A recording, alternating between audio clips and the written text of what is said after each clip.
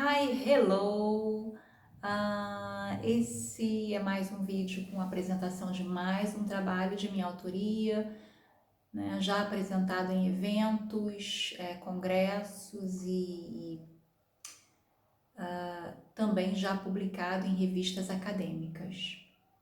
Então, o título é A América do século XIX através de sua literatura, um estudo sobre a questão da identidade no romance Moby Dick. O presente trabalho tem como proposta chamar a atenção para a questão da identidade, do self, do si mesmo, como identificador de uma cultura, de um país, de uma língua, de uma história, de um personagem. O foco de meu trabalho será o romance Moby Dick, de Herman Melville, e no que este reforça uma identidade ou a busca por uma identidade. É, portanto, a procura do eu-nação, do eu-indivíduo, situando-me na literatura norte-americana. Além de Melville, cito no contexto do romance da literatura norte-americana do século XIX, período do romantismo, outros autores e algumas obras suas, por serem contemporâneos de Melville e também trabalharem a questão da busca de uma identidade.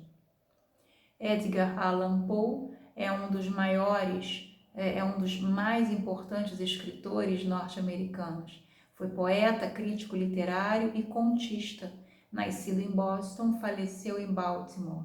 É considerado o pai da literatura policial, o inventor da história de detetives, cujo mistério se resolve pelo uso da razão, no conto The Poisoned Letter, a carta roubada.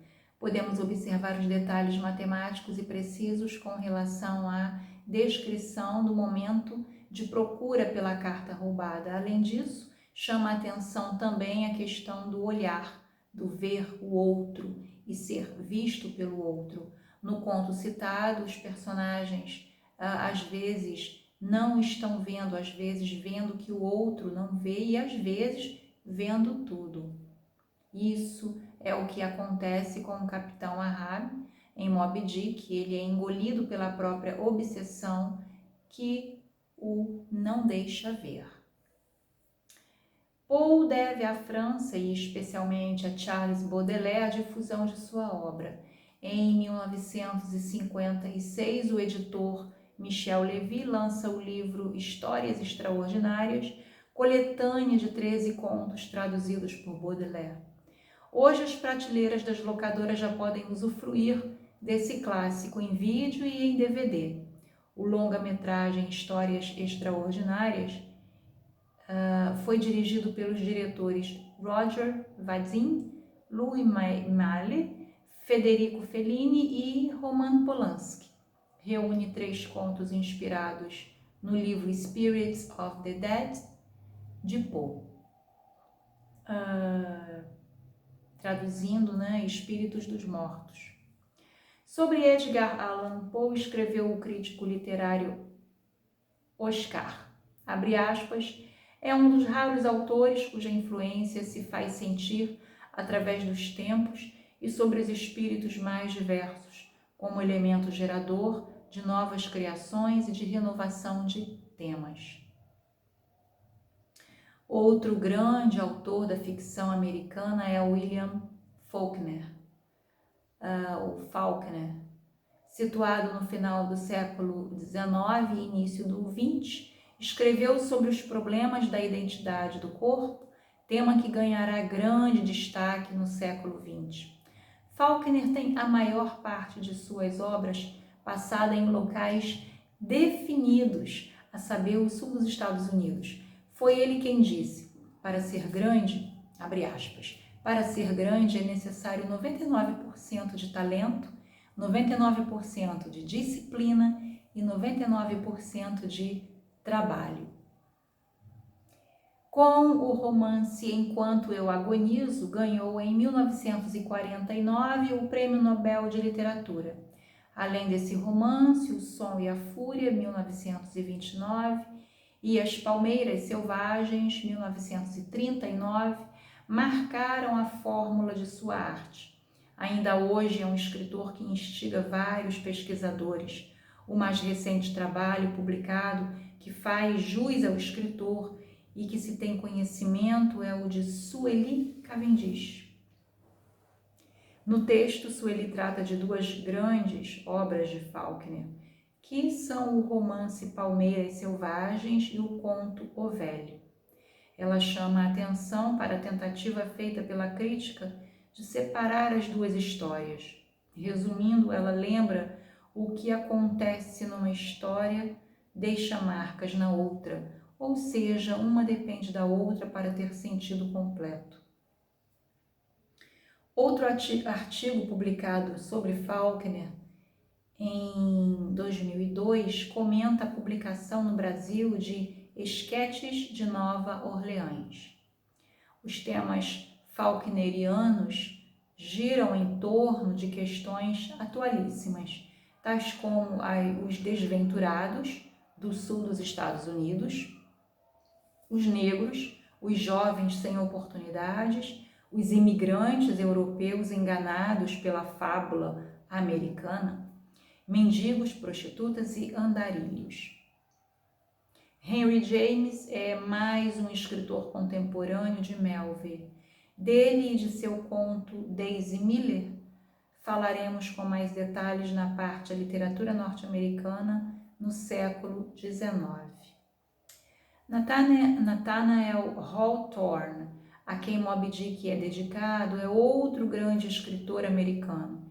Escreveu o romance The Scarlet Letter em 1850. A tradução é a Letra Escarlate. Foi amigo e vizinho de Melville. Apenas uma curiosidade. Na poesia temos Walt Whitman, 1819-1892, que também trata em seus poemas da questão do self, do corpo. Aqui alguns de seus versos. Vou citar em inglês. When lilacs lass in the dooryard, blooms or out of the cradle, endlessly rocking or crossing, Brooklyn Ferry. To name only a few would be masterpieces in any literature. Fazendo uma citação, Whitman insistiu na unidade da personalidade, na importância significativa de toda experiência. Ele exaltou os valores do simples, o milagre do camundongo, a saudável falta de som da mão, sem piedade, o suor do garoto. A escolha por Herman Melville se deve ao fato de esse autor ressaltar a questão da identidade numa época, que é o século XIX, de reafirmação da história americana. A questão da identidade é apresentada no romance Moby Dick através da personagem do capitão Ahab, que tem uma perna mutilada por uma baleia branca, a terrível Moby Dick. A partir daí, torna-se um homem obcecado pela baleia que o mutilou, uma alegoria da busca de sua identidade. Para definir o conceito de identidade, usei o Dicionário de Filosofia de Nicola Abagnano, que apresenta 3 definições fundamentais. Primeira, como unidade de substância. Segunda, como possibilidade de substituição. E terceira, como convenção. A primeira definição é de Aristóteles, que diz, em sentido, abre aspas, em sentido essencial, as coisas são idênticas no mesmo sentido em que são unas, já que são idênticas quando é uma só sua matéria. Abre entre parênteses, em espécie ou em número, fecha parênteses, ou quando sua substância é una, fecha aspas. A segunda definição é de Leibniz, que aproxima o conceito de identidade ao de igualdade. Idênticas são as coisas que se podem substituir uma à outra. Isso entre aspas, ok? E a terceira definição diz que pode ser estabelecida ou reconhecida como base em qualquer critério convencional. De acordo com essa concepção, não é possível estabelecer em definitivo o significado da identidade ou o critério para reconhecê-la. Mas dentro de determinado sistema linguístico é possível determinar esse critério de forma convencional, mas oportuna. Então, entendo que a identidade relacionada no romance está dentro dessa terceira definição, que abre caminhos outros e não estabelece uma única definição apenas para o significado dessa palavra. É a constante procura do self por ele mesmo, na tentativa de formar o todo que jamais é alcançado. Esse é o desafio e a grande obsessão do capitão Ahab, ou Ahab. Continuando então, a ideia recorrente na literatura americana na época era de que, abre aspas, a lógica filosófica do século XIX continuou incluindo o princípio da identidade entre as leis universais do pensamento, embora não faltasse quem lhe negasse qualquer significado. Fecha aspas. A literatura norte-americana do século XIX. As incertezas de 1919 haviam terminado. Parecia haver pouca dúvida quanto ao que iria acontecer. Os Estados Unidos estavam partindo para a maior e mais escandalosa esbórnia da história e haveria muito o que se contar a respeito. Todo aquele surto dourado estava no ar. Suas esplêndidas generosidades, suas ultrajantes corrupções e a luta mortal, tortuosa da velha América do Norte durante a Lei Seca.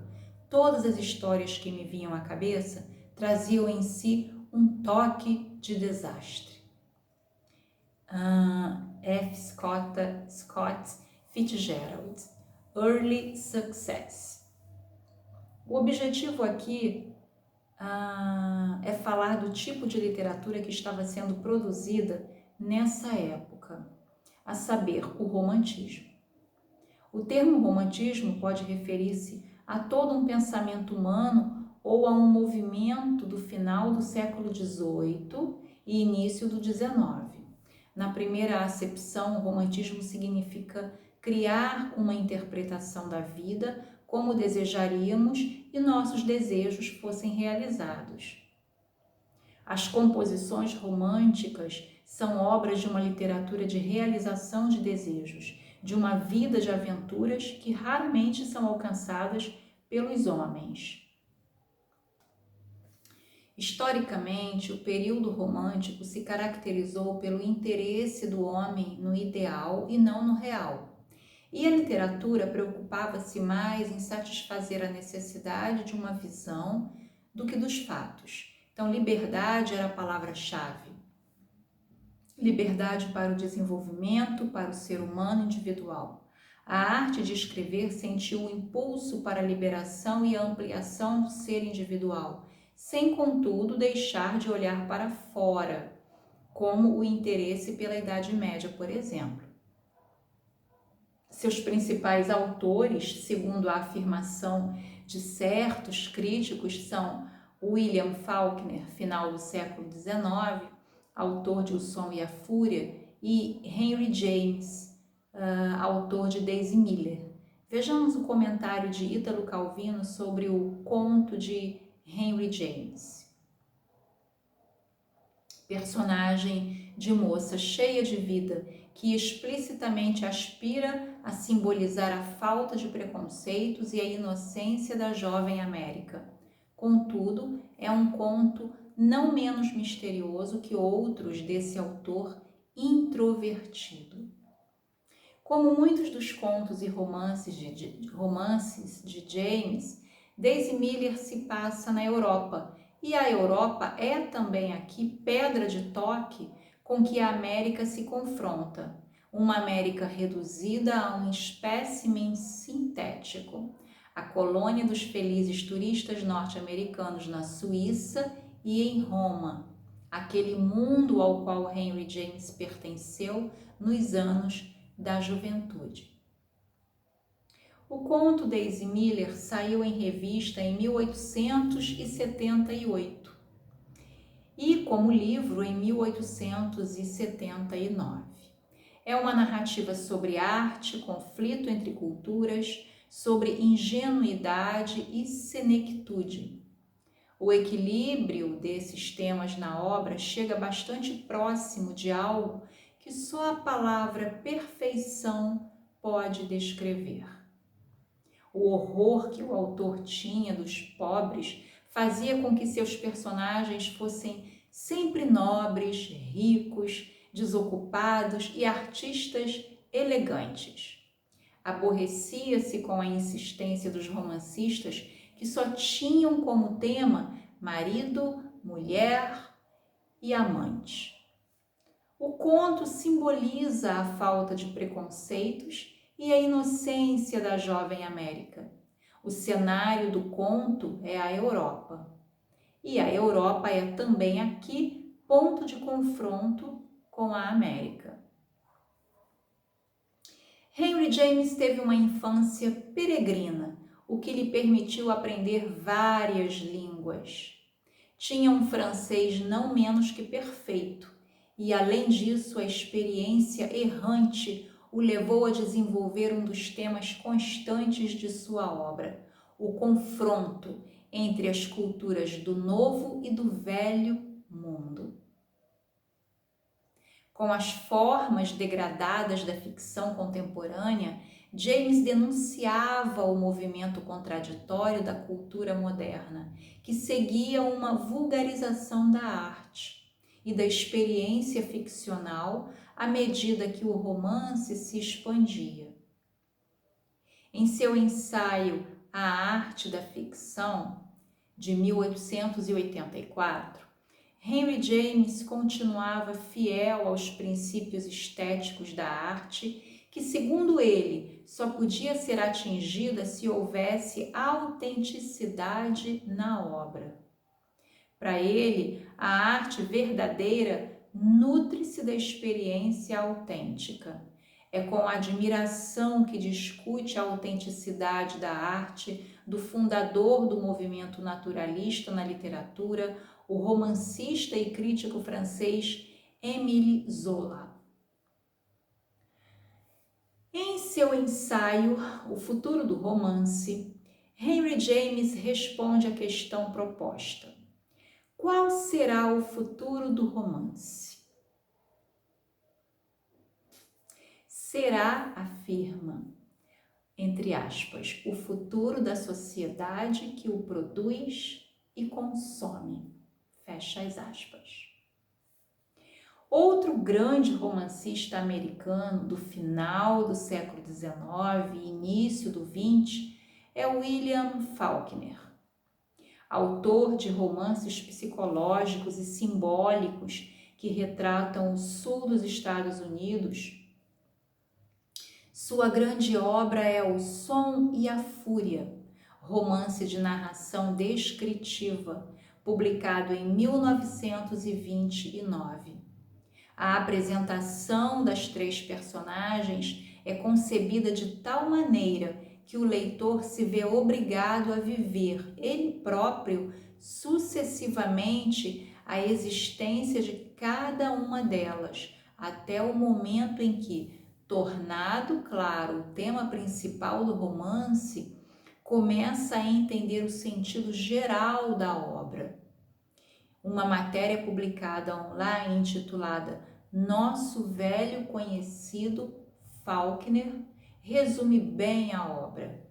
Então citamos: seu livro mais conhecido é O Som e a Fúria. inspirado no célebre monólogo shakespeariano em que Macbeth diz, abre aspas, a vida é sombra passageira, um mísero ator que chega, agita a cena inteira, diz sua fala e sai, e ninguém mais o nota. É uma história narrada por um idiota, cheia de sons, de fúria e não dizendo nada. Fecha as aspas. Faulkner dizia que o amor, o dinheiro e a morte são os 3 temas fundamentais para qualquer história. Recusava-se a fazer da literatura um instrumento político. Para ele, quando alguém começa a tratar da injustiça da sociedade, ele deixa de ser, em primeiro lugar, um romancista e se torna um polemista ou um propagandista. O autor de romances de imaginação não é nada disso.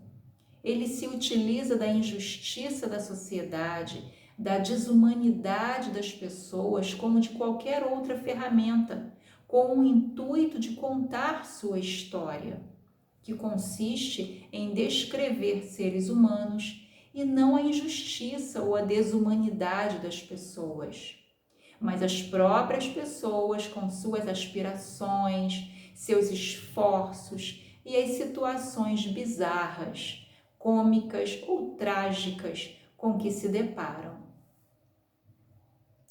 Nathaniel Hawthorne é outro autor norte-americano que se destaca no cenário da literatura americana do período romântico com o romance The Scarlet Letter, a letra escarlate.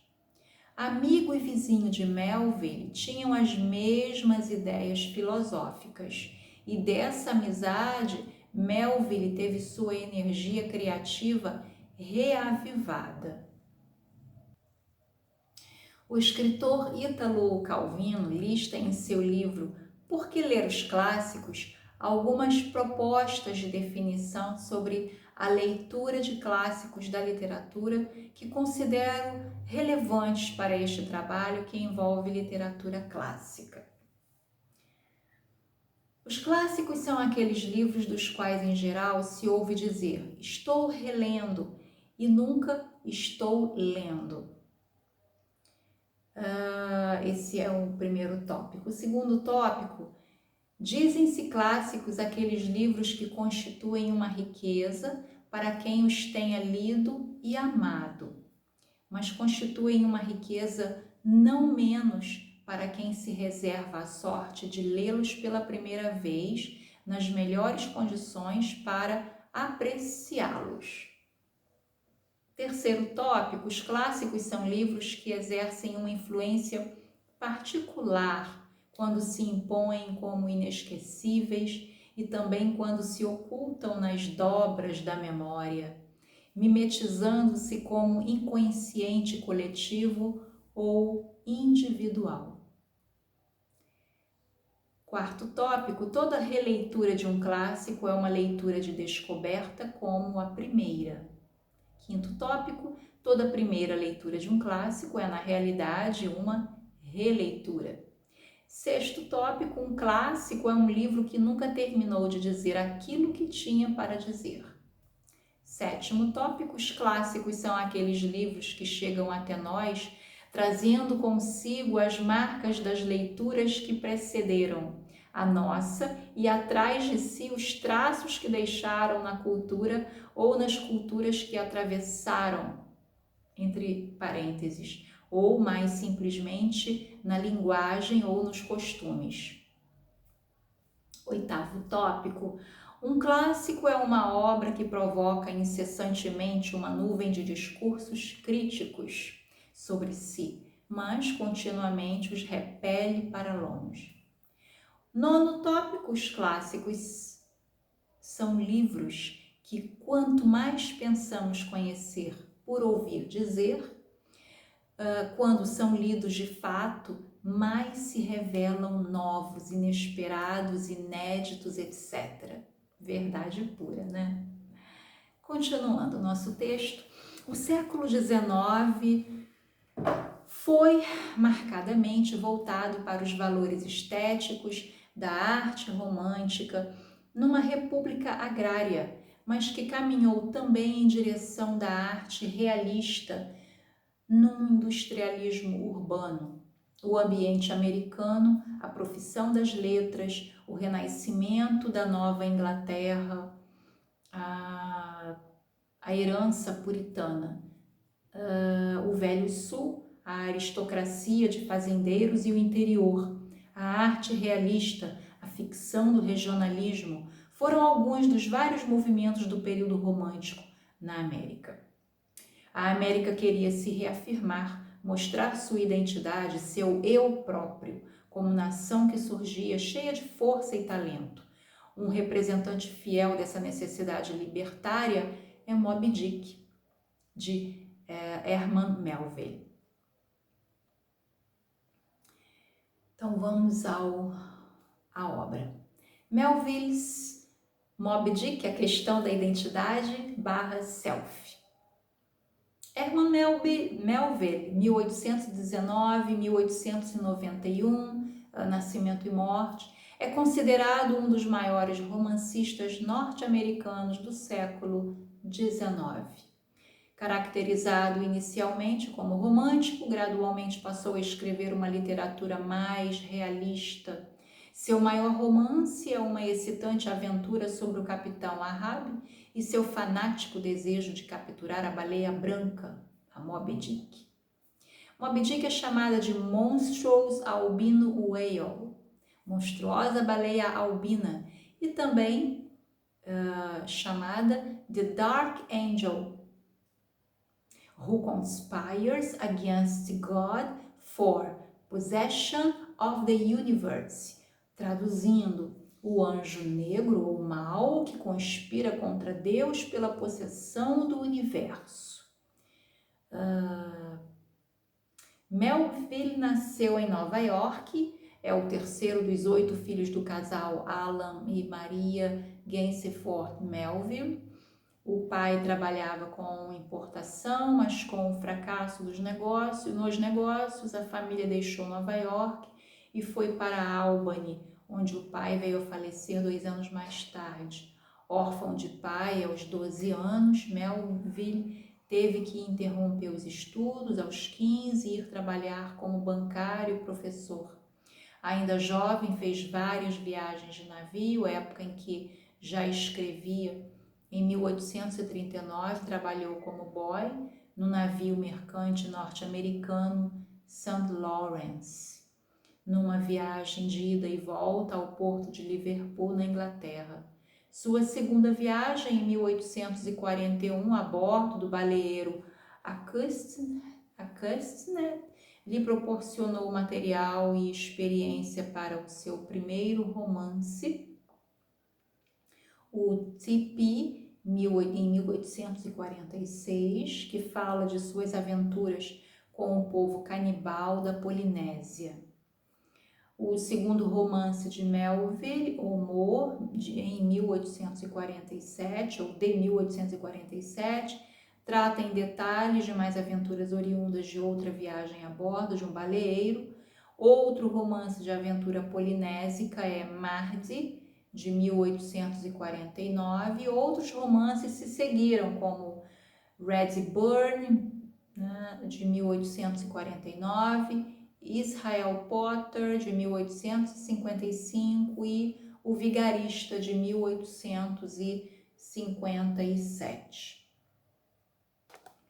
Além dos romances, Melville escreveu contos como Bartleby, The Scrivener, de 1853, Benito Sereno, de 1855, e O Escriturário, de 1956. Publicou também vários volumes de poesia. Em 1891, completa seu último romance, Billy Budd, publicado póstumamente em 1924. Em 1851, é publicado seu renomado romance Moby Dick. Melville mostrou nessa obra protótipo do romance de aventuras todo o seu conhecimento sobre o mar.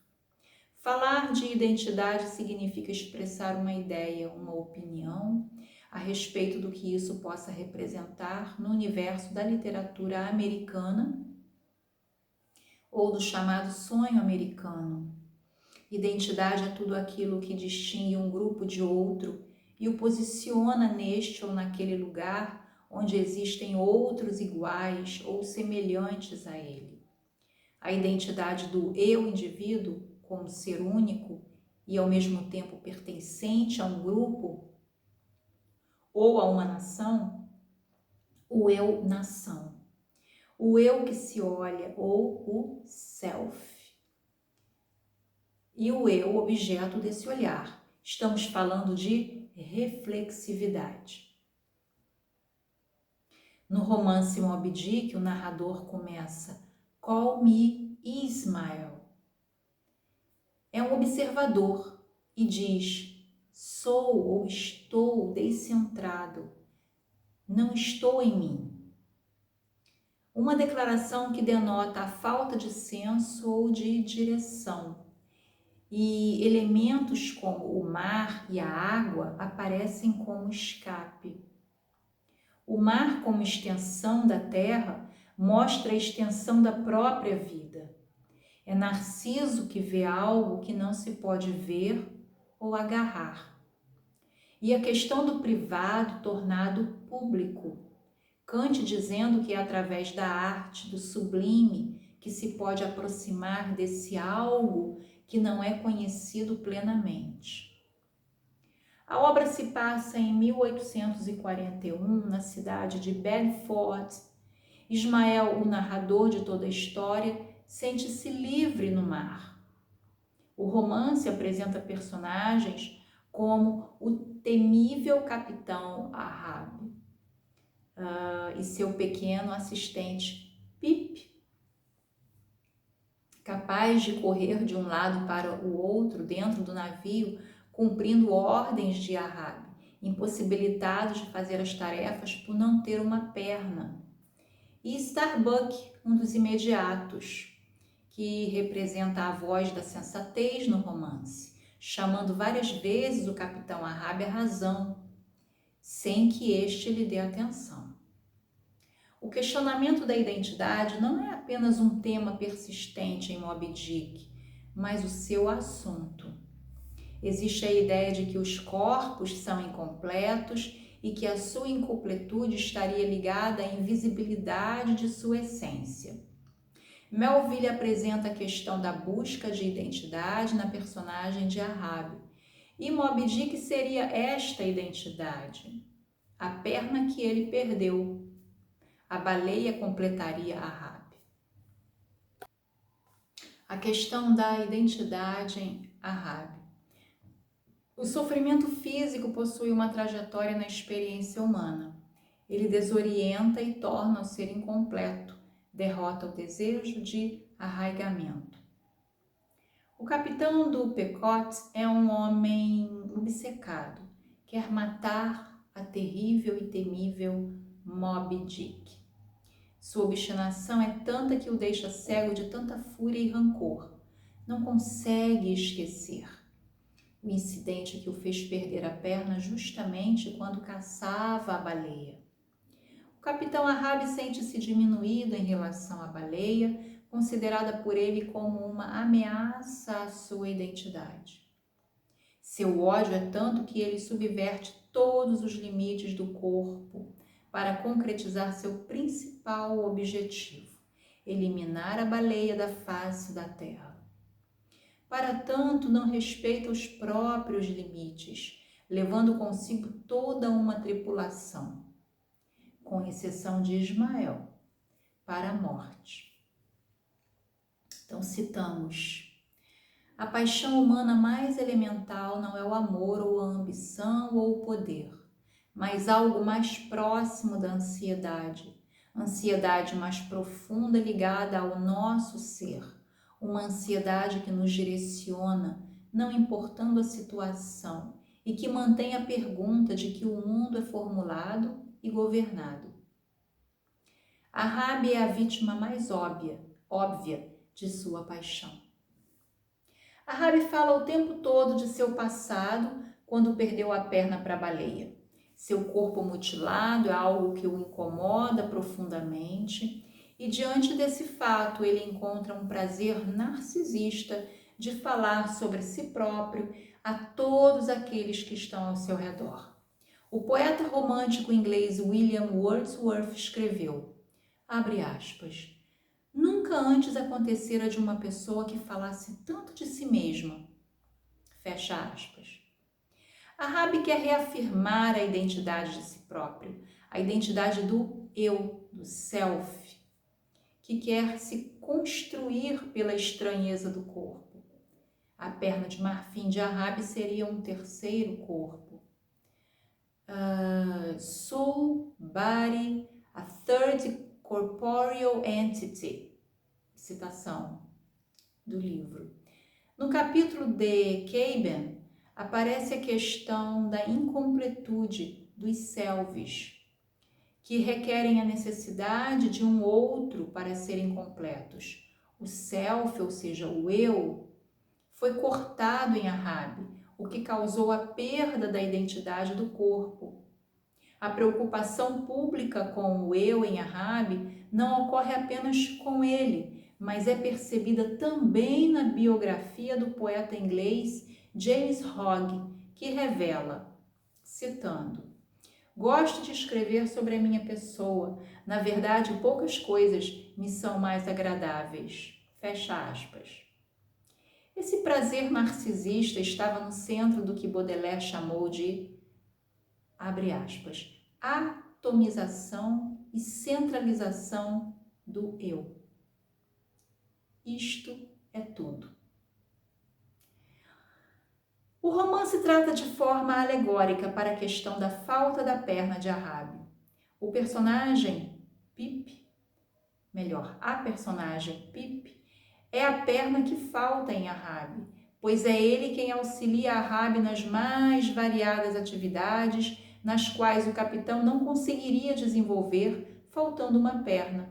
Diante disso, o reconhecimento do eu ou do self se perde em Pip, que passa a ser visto como o outro, o otherness, enquanto Ahab se utiliza de seus favores. É a questão do self, do eu, que precisa do otherness, ou seja, do outro, para existir. Ahab tem a identidade doente, pois falta-lhe uma perna. A preocupação com o eu chegava aos limites da neurose. Por isso a busca incessante e obcecada que tem pela baleia. Uma preocupação ao mesmo tempo particular, ou seja, tem uma percepção, e pública, a percepção que tem de mim.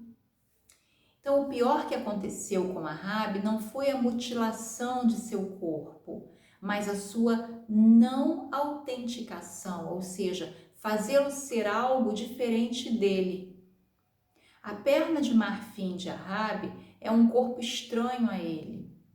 A questão que se apresenta é que a fusão dos corpos é a imperfeita complementariedade tanto dentro quanto fora do self.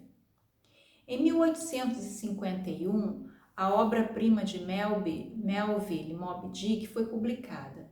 Um romance de aventura robusto e realista que recai na fascinação do autor com a baleia e a caça à baleia, conseguindo reunir um simbolismo convincente na personagem do capitão Ahab, cuja fúria monomaníaca contra a baleia, ou do mal que ele representa, ou do mal que ela, a baleia, representava para ele, e que o leva à morte.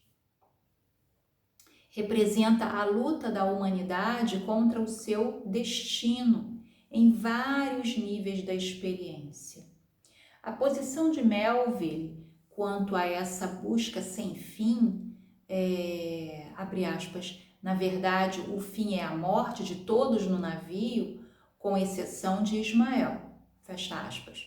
Parece ser a de mostrar um homem que, apesar de obcecado, está certo do que procura e não mede esforços para alcançar seu objetivo, ainda que essa busca represente a sua própria ruína e desgraça. Moby Dick no cinema. A obra de Melville fez sucesso tanto na literatura quanto no cinema. Várias foram as versões de Moby Dick para o cinema e a TV. O trabalho para a TV mais recente foi em 2002, com a direção de Christopher Howley, Moby Dick, The True Story. Em 1955, com direção de Orson Welles, outro trabalho com o título Moby Dick, Researched. No cinema foram várias as versões, com direção de Orson Welles, um curta-metragem produzido pela Inglaterra e Estados Unidos, em 1930, sob a direção de Lloyd Bacon e adaptação de Oliver Garrett, em 1956, nas mãos do diretor John Huston, com Gregory Peck no papel do Capitão Ahab, também Richard Basehart como Ismael, Richard Basehart como Ismael, o narrador do romance, e Orson Welles como o pregador que faz um monólogo na igreja, no romance, o capítulo 9, The Sermon. Sobre a história bíblica de Jonas, que foi engolido por uma baleia. A adaptação de Huston para o cinema pode ser considerada a melhor. É um longa-metragem em que o ator Gregory Peck, ator em que o público já estava acostumado a ver interpretando papéis de bom moço, não foi bem aceito, tornando-se um fracasso de bilheteria. O público não apreciou muito ver Gregory Peck representando um capitão insano que persegue irresponsavelmente a baleia que lhe arrancara a perna. Além disso, aplaudir o Gregory Peck com falhas de caráter não era algo que o público estivesse acostumado. Contudo, o filme Moby Dick foi uma adaptação relativamente fiel ao livro homônimo de Herman Melville e um projeto audacioso do diretor John Huston. O trabalho de pesquisa para a realização do filme merece ser lembrado. Huston pesquisou a fundo o cotidiano de um baleeiro. É possível ver a tripulação do Pequot capturar uma baleia e depois parti-la em pedaços, armazenando sua carne e fabricando óleo com sua gordura. Outro ponto que merece ser lembrado e que revela o talento do cineasta é o enorme suspense antes de aparecer os dois protagonistas do filme, Ahab e Moby Dick. As outras personagens os descrevem de forma intensa e marcante. As cenas de ação são totalmente fascinantes. O filme Moby Dick está concentrado na incessante caça à baleia branca por um capitão obcecado e louco de ódio pelo que ela faz com ele. O roteiro mantém também alguns longos monólogos que permitem que o espectador conheça um pouco mais do capitão, embora quebre o ritmo da ação. A presença do capitão Ahab é simplesmente impressionante e contagiante. Seu assistente Pip é um adolescente em torno dos 14 anos que corre de um lado para o outro dentro do navio baleeiro, sempre assistindo às necessidades mais emergenciais do capitão. Tanto no romance quanto no filme, a importância de Pip para o capitão está bem representada. Um detalhe, no filme a moeda espanhola que Ahab havia prometido ao primeiro homem do navio, que avistasse a grande Moby Dick, realmente foi a este entregue. Contudo, no romance parece que a moeda permanece com Ahab. Críticas à parte, o filme do cineasta John Huston é uma pequena obra-prima. Tenso e bem realizado, é um dos melhores exemplares do gênero. Homem contra feras da natureza, entre aspas. Ao lado de King Kong, os pássaros e, é claro, tubarão. Bom, chegamos às considerações finais desse trabalho. O presente trabalho ressaltou a questão da identidade vista através da personagem do Capitão Ahab, que não hesitou em atingir o seu objetivo, ou seja, matar a baleia Moby Dick. Chamamos a atenção também para a literatura do século XIX e de seus principais autores e obras. Discutimos o romance Moby Dick e como ele focaliza a questão da identidade, do eu, do self, e de sua importância e relevância para a literatura norte-americana do período romântico. Fizemos referência para o que existe no meio cinematográfico, destacando a direção do cineasta John Huston em 1956.